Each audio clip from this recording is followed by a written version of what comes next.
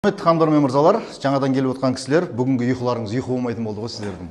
Ең бірінші келіп отқан. Ашылып отырамыз, жабылмаймыз, Қазір презентация жақсылап түсіндіретін боламын мен, Окей?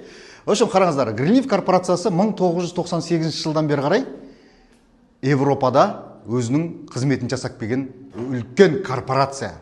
Ол сетевоймен айналысқан жоқ 98 жылдан бері қарай.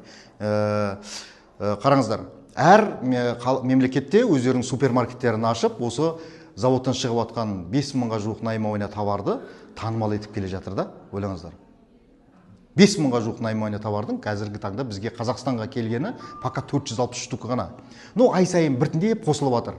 Сертификаттары жасалынып жатыр, узаконить етіп жатыр, то есть жаңағы ISO 901 сертификаты бар 001, и одан кейін международный GMP сертификаты бар.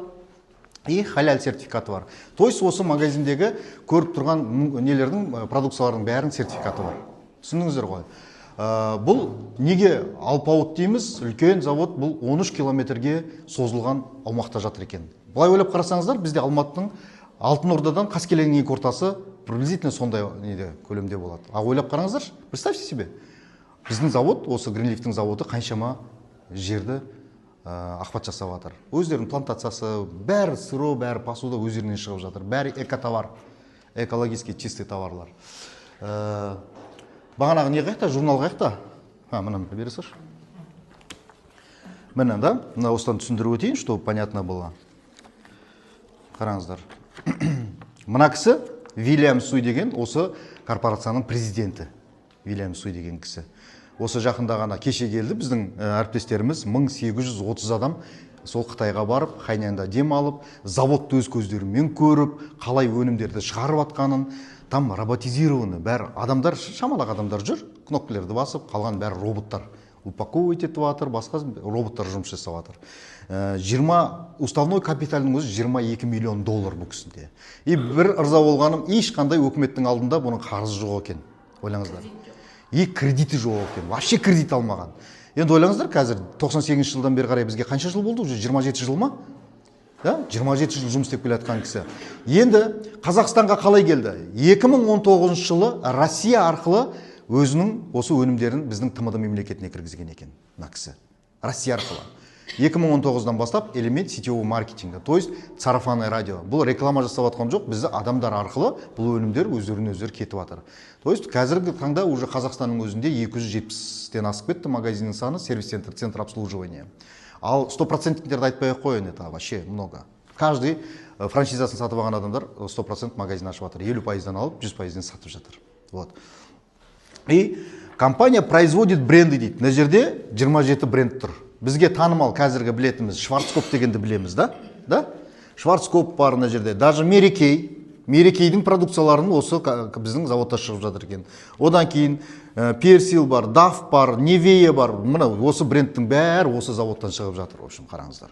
Түсіндіңіздер ғой, Өте үлкен кәдімгідей алпауыт завод. Енді көп адам не дейді? Көп адам ойлайды, Қытайдың жазуын көреді да, продукциялардың сыртынан, мынау китайский дейді. Жоқ, қараңыздар. Да, Қытай мемлекетінде тұр, ішкі Қытайда тұр. Бірақ 6 мемлекетпен бірігіп осы өнімдерді шығарып жатыр, брендтерді шығарып жатыр. Қараңыздар.